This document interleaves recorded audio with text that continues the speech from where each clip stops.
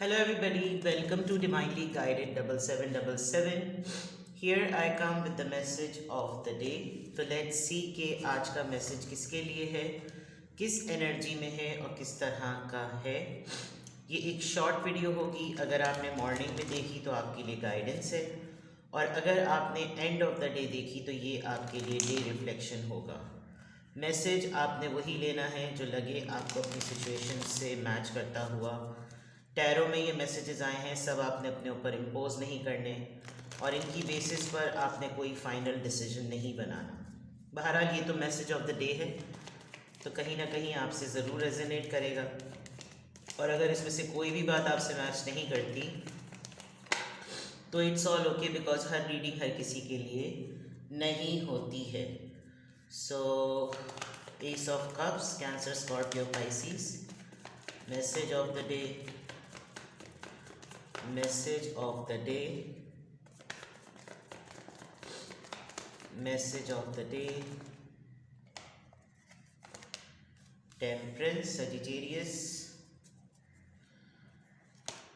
and Four of Wands, Aries, Leo, Sagittarius. Okay, very good.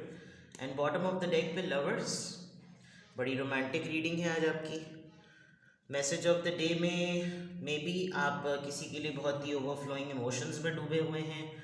With the lovers card I guess आपके person ज़रा majorly realise कर रहे हैं कि आपके साथ बैलेंस मेंटेन करना चाहिए, और आपने कोई कंडीशन सेट की है डेफिनेटली, क्योंकि यहाँ पर ऐसा लग रहा है कि कोई कॉन्फ्लिक्ट हुआ था किसी प्रपोज़ल के बाद। कोई प्रपोज़ल या तो आपकी तरफ आया है, आपने किसी प्रपोज़ल के लिए स्टैंड लिया, फैमिली में काफ़ी ज़रा कोई खटपट हो गई, सारे जो थे वो गुत्थम गुत्था हो गए, लेकिन आपने फर्म डिसीजन लिया कि आपको ये करना ही करना है। एंड आप हो सकता है किसी के साथ ब्रेकअप के बाद कुछ चीज़ें स्टार्ट कर रहे हों, फ्रॉम स्क्रैच स्टार्ट कर रहे हों, और आपने स्क्रैच से स्टार्ट करने पर ये रिस्क है आपके लिए जो आपने अभी स्टैंड लिया है, और आपने अपने पर्सन को ये बात बावर कराई है कि मेरे साथ फेयर चलने की बहुत ज़्यादा ज़रूरत है। अगर फेयर नहीं चले, मैं इस पोजीशन में जो है ना रहने को बिल्कुल भी तैयार नहीं हूँ कि मुझे तवज्जो का तालिब बनना पड़े, मुझे तवज्जो अपनी तरफ हासिल करने के लिए गिड़गिड़ाना पड़े। तो कोई आपके दरमियान कोई कंडीशन सेट ज़रूर हुई है, लेकिन ओवरऑल एनर्जी में आपके लवर्स का कार्ड है, तो that means love is in the air. आप अपने पार्टनर को लेकर या तो लव डेट पर जाएंगे या फिर आप टाइम स्पेंड करेंगे। कुछ मामलात ऐसे हैं कि ओवरऑल एनर्जी में जो आपने अपने जहन में कुछ चीज़ें डिसाइड की हुई हैं, अगर प्रपोज़ल को लेकर, शादी को लेकर, रिलेशनशिप को लेकर, तो आज उसका दिन है। या तो आपकी लव मैरिज फिक्स होने वाली है, आप अपने अफेयर को जो है वो फैमिली के सामने लाने वाले हैं, आपको लग रहा है कि जैसे अब हाई टाइम है, अब मुझे इसको प्रेजेंट कर देना चाहिए, या फिर आप डेफिनेटली कन्फेशन की तरफ जा रहे हैं। आप इस बात को एडमिट करने वाले हैं कि अब आपके माइंड में क्लैरिटी डेवलप हो रही है अपने रिलेशनशिप को लेकर। तो ओवरऑल लवर्स का कार्ड है, बहुत सी पॉसिबिलिटी है कि आप एक अच्छी यूनियन में आ जाएं, आप एक साथ हो जाएं, और आप लोग एक दूसरे से बहुत ज़्यादा एक्सप्रेस करें मोहब्बत को। तो आज का message of the day relationship, मोहब्बत, कमिटमेंट पर बेस्ड लग रहा है, और definitely message of the day भी अपनी जगह बिल्कुल उसको हक है, वो जिस तरह का भी हो तो वो नज़र आए। तो बहुत सारे लोगों के लिए पॉसिबिलिटी है कि ऐसा हो सकता है, बहुत सारे लोगों के लिए ऐसी चीज़ है कि वो हो सकता है। यहाँ पर अगर मैं देखूँ तो यहाँ पे भी यही चीज़ें रिफ्लेक्ट कर रही हैं। फॉर एग्ज़ाम्पल, अगर आप किसी रिलेशन को या किसी इंसान को लेकर श्योर नहीं थे और आपने बहुत टाइम दिया है इसको समझने के लिए, तब आपके माइंड में क्लैरिटी है। With the S of cups, आप कॉन्फिडेंट हैं कि आपको इसको मोहब्बत देनी चाहिए, या फिर ये पर्सन आपकी तरफ बहुत बढ़ रहा है, आपको बहुत अश्योरेंस के साथ ये आपकी तरफ आगे बढ़ रहा है that it is fine, it is completely safe कि तुम मुझ पे भरोसा करो, क्योंकि मैं तुम्हारे साथ, मुझे तुमसे शादी करनी है, और मैं फैमिली के सामने आने को तैयार हूँ, मुझे फैमिली में प्रेजेंट किया जा सकता है। या फिर आप बहुत जल्द किसी शादी को अटेंड करने वाले हैं, और जब आप वहाँ शादी अटेंड करेंगे, you are going to meet a person of your type. ये भी एक बहुत बड़ी पॉसिबिलिटी है। शादी के इन्विटेशंस आ रहे होंगे, आप किसी शादी में जाना है, आपके फैमिली में शादी की तैयारियां चल रही हैं, और वहीं ना कहीं उन्हीं दौरान उसी प्रोसेस में कहीं कोई आपको भी पर्सन टकरने वाला है। Because with the temperance card Sagittarius, आपने जो फैसले को डिले पर डाला था, अब शायद आप कंसिडरेशन पर आ गए कि मैं अब इसकी तरफ देखूं और इसकी तरफ सोचूं। तो या तो आपके ख़ानदान में, आपकी फैमिली में कोई शादी हो रही है, या आपकी शादी का टाइम करीब आ रहा है और आप कॉन्फिडेंट हैं अब कि अब अगर मुझे शादी के लिए फ़िक्स करना है, अपने आप को प्रपोज़ल के लिए कंसिडर करना है, तो it is the high time.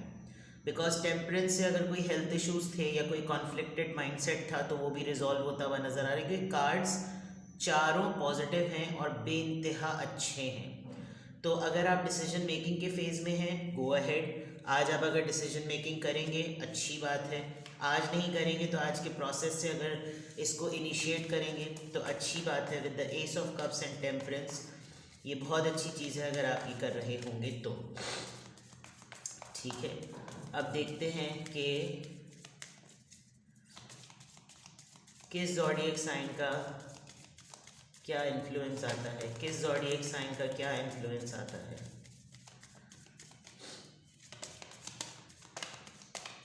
किस ज़ोडिएक साइन का क्या इन्फ्लुएंस आता है।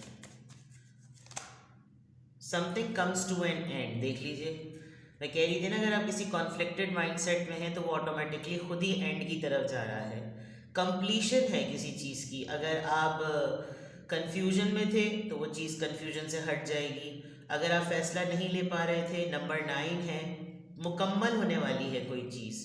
आपका डाउट, आपका यकीन, आपका भरोसा मैक्सिमम 10 डेज़ या बहुत से बहुत हुआ तो पौने 2 महीने, बहुत से मतलब बहुत हो अगर हुआ तो। हो सकता है अचानक से आपकी शादी की फिक्सिंग की बात हो, आपको लग रहा हो कि या तो इतने दिनों से कुछ नहीं हो रहा था या एकदम से कुछ हो रहा है। तो इंट्यूशन पे ज़रूर जाइएगा, आपका दिल जिस बात की गवाही दे उसकी तरफ ज़रूर जाइएगा। Because it's a very good card, और मतलब पे दर पे जो है ना वो अच्छे कार्ड्स आपके निकल रहे हैं। हर चीज़ आपके फेवर में आ रही है। तो वही वाली बात कि जिस चीज़ में इंसान फंसा हुआ होता है, बुरा वक्त नहीं रहता तो अच्छा वक्त भी नहीं रहता, और अच्छा वक्त नहीं रहता तो बुरा वक्त भी नहीं रहता। और अब ऐसा लग रहा है कि आपका फेज़ जो है वो स्टेबिलिटी की तरफ जा रहा है। ठीक है, यहाँ से देख लेते हैं कि क्या एंजल नंबर से क्या अफर्मेशन आ रही है। किस एंजल नंबर से? I am charismatic, number 3। Expression comes naturally to you. You are very skilled at communication your thoughts through conversation and creative pursuits. You are able to get others on board with your ideas. That's great. अगर आप बहुत ही innovative mindset के person हैं तो आपको downloading और ideas खुद ब खुद होंगे। आपको ये लगेगा कि हाँ ये बिल्कुल ठीक बात है, हाँ ये बिल्कुल इसी तरीके से होना चाहिए, और लेट्स डू दिस। अच्छा, और सबसे बेहतरीन बात यह है कि आपको ना तरीका आता है। अगर आपके माइंड में कोई आइडिया आ गया तो आप उसको बहुत ही बहुत अच्छे रैशनल की तरह ना उसको कम्युनिकेट कर सकते हैं अपनी गुफ्तगू से, और पॉसिबल ऑप्शन शो करके कि हम ये भी कर सकते हैं, हम ये भी कर सकते हैं, तो अगला मोटिवेट होता है। और कलेक्टिव डिसीजन लेना आपकी क्वालिटी है। आप सबको अपने लाइट माइंड लोगों को जब ऑन बोर्ड लेते हैं तो आपको ये लगता है कि this is something very good and I can do this. ठीक है ना, तो you are charismatic of course.